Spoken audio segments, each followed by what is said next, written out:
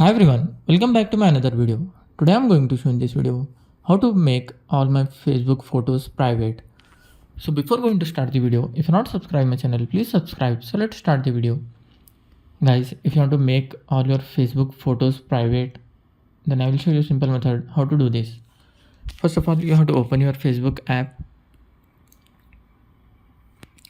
After that, you can see here three horizontal lines in top right side corner. You have to just tap on that.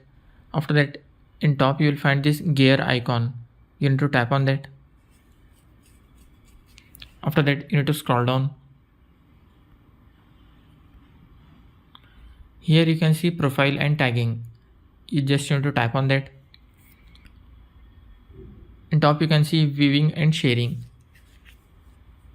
Here if it is selected as friend, you just need to select as only me. Just select and select only me. Just need to tap on that and select only me. After that, you can see here reviewing.